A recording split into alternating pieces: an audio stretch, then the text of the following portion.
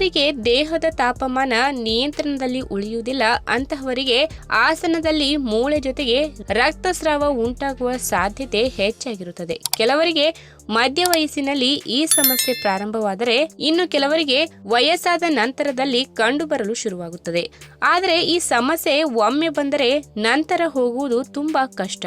ಕೆಲವರಿಗೆ ಗರ್ಭಾವಸ್ಥೆಯ ಸಂದರ್ಭದಲ್ಲಿ ಕೂಡ ಪೈಲ್ಸ್ ಕಂಡು ಬರಬಹುದು. ದೀರ್ಘಕಾಲದ ಮಲಬದ್ಧತೆ, ದೇಹದಲ್ಲಿ ಅತಿಯಾದ ಬೊಜ್ಜು, ಆನುವಂಶೀಯ ಕಾರಣಗಳು ಇತ್ಯಾದಿಗಳಿಂದ ಈ ತೊಂದರೆ ಹಲವರಲ್ಲಿ ಇರುತ್ತದೆ.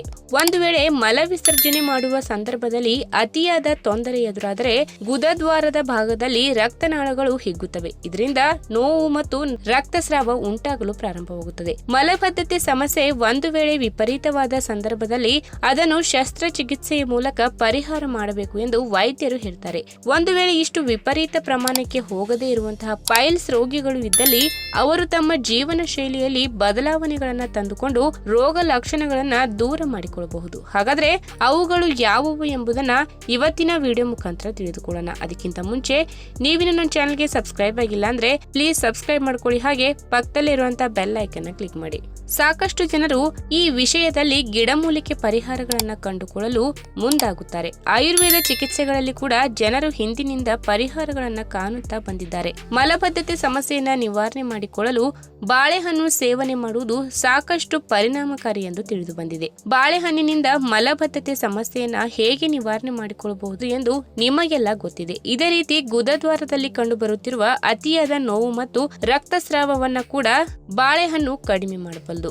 ಕರುಳಿನ ಭಾಗದಲ್ಲಿ ಉತ್ತಮ ಚಲನೆಯನ್ನ ಉಂಟು ಮಾಡುವುದರ ಜೊತೆಗೆ ಸುಲಭವಾದ ಮಲ ವಿಸರ್ಜನೆ ಉಂಟಾಗುವಂತೆ ಮಾಡಿ ನೋವನ್ನು ಉಪಶಮನ ಮಾಡುತ್ತದೆ. ಬಾಳೆಹಣ್ಣು ದೇಹಕ್ಕೆ ತಂಪು ಪ್ರಭಾವವನ್ನ ನೀಡುವ ಮೂಲಕ ರಕ್ತಸ್ರಾವವನ್ನ ಕಡಿಮೆ ಮಾಡುತ್ತದೆ. ಇನ್ನು ರಾತ್ರಿ ಮಲಗುವ ಮುಂಚೆ ಬಾಳೆಹಣ್ಣನ್ನ ಸೇವನೆ ಮಾಡುವುದರಿಂದ ನಿಮ್ಮ ಆಹಾರ ಪದ್ಧತಿಯಲ್ಲಿ ನಾರಿನ ಅಂಶ ಸೇರ್ಪಡೆಯಾಗಿ ಕರುಳಿನ ಭಾಗದಲ್ಲಿರುವ ನಿಮ್ಮ ಮಲ ಮೆದುವಾಗುತ್ತದೆ. ಏಕೆಂದ್ರೆ ನಿಮಗೆಲ್ಲ ಗೊತ್ತಿರುವ ಹಾಗೆ ಗಟ್ಟಿಯಾದ ಮಲ ರಕ್ತನಾಳಗಳ ಮೇಲೆ ಅತಿಯಾದ ಒತ್ತಡ ಬೀಳುವಂತೆ ಮಾಡುತ್ತದೆ. ಇದು ಅಧಿಕ ರಕ್ತಸ್ರಾವ ಮತ್ತು ನೋವಿಗೆ ಕಾರಣವಾಗುತ್ತದೆ. ಇನ್ನು ಯಾರಿಗೆ ಮಲಬದ್ಧತೆ ಸಮಸ್ಯೆ ಅಥವಾ ಪೈಲ್ ಸಮಸ್ಯೆ ಕಂಡು ಬರುತ್ತದೆ ಅಂತವರು ಹಸಿ ಬಾಳೆಕಾಯಿಗಳನ್ನ ತಿನ್ನಬಾರದು. ಏಕೆಂದರೆ ಇವುಗಳು ಮಾಗಿದ ಬಾಳೆಹಣ್ಣುಗಳಿಗೆ ಹೋಲಿಸಿದರೆ ವಿರುದ್ಧ ರೀತಿಯ ಪ್ರಭಾವಗಳನ್ನ ಹೊಂದಿರುತ್ತವೆ. ಇನ್ನು ಸಂಪೂರ್ಣ ಮಾಗಿದ ಬಾಳೆಹಣ್ಣುಗಳನ್ನ ಸೇವನೆ ಮಾಡುವುದರಿಂದ ಸಮಸ್ಯೆಯಿಂದ ಪರಿಹಾರವಾಗಬಹುದು. ಮಲಬದ್ಧತೆ ಸಮಸ್ಯೆ ಕೂಡ ಕ್ರಮೇಣವಾಗಿ ಕಡಿಮೆಯಾಗುತ್ತಾ ಬರುತ್ತದೆ. ಬಾಳೆಹಣ್ಣು ಹಣ್ಣಾದಂತೆ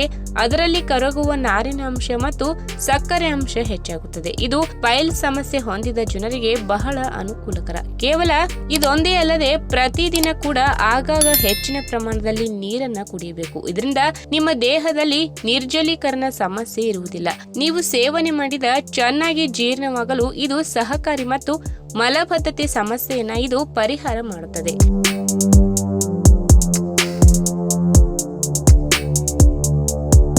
ಈ ವಿಡಿಯೋ ನಿಮಗೆ ಇಷ್ಟವಾದಲ್ಲಿ ತಪ್ಪದೆ ಲೈಕ್ ಮಾಡಿ, ಶೇರ್ ಮಾಡಿ, ಹಾಗೆ ನಿಮ್ಮ ಅನಿಸಿಕೆನ ಕಮೆಂಟ್ ಮೂಲಕ ತಿಳಿಸಿ.